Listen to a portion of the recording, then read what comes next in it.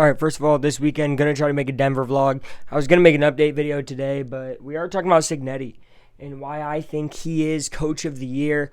Almost clear as day to me. So I saw someone arguing today in a comment section, an Oregon fan, actually a USC fan, believe it or not. I guess maybe they just like the former Pac-12 stuff, but to argue that Dan Lanning deserves coach of the year over Curt Cignetti. Or over, a guy like whoever's coaching Arizona State.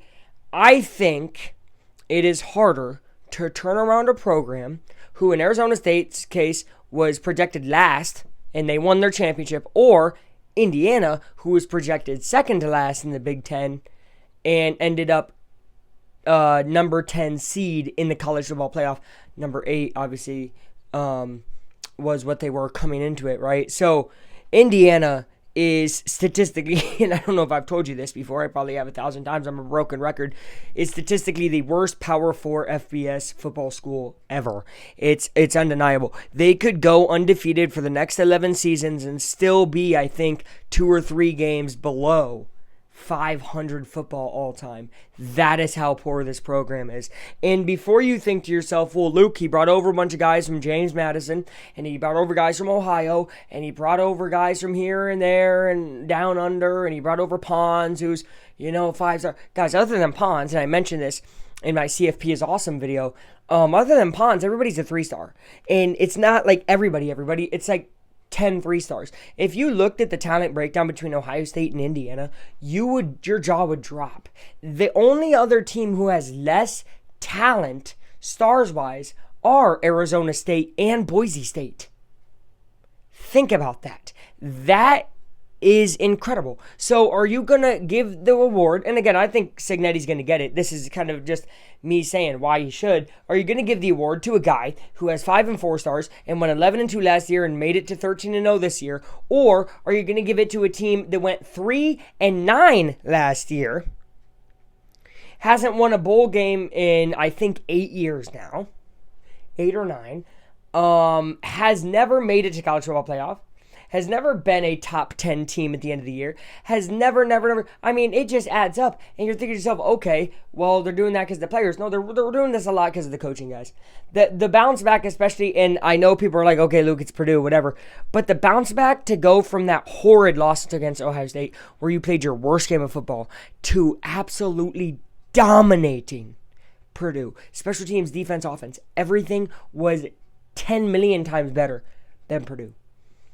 To do that, like most, first-year coaches of the Power 4 program, they're going to have slip-ups. He had one slip-up, and it was to the number 6 team in the country now. It's like, what he has done at Indiana is incredible. And guys, like I've said before, is he and the team going to get blown out by Notre Dame? Maybe. Probably. I think that could easily be a 14 to 21 point loss. But that doesn't change the fact of what he has done. What he has done is gotten a team who was supposed to be in a rebuilding year. Remember my prediction for IU this year. This is how I'll end it. Remember my prediction. And this is me, Mr. Optimist, Mr. Believer. I said Indiana was going to go 6-6. And people said, you're crazy. I remember people asking me, Luke, how's Indiana going to do this year? Oh, 6-6. What? 6-6? Really? Well, I think Cignetti's going to be good.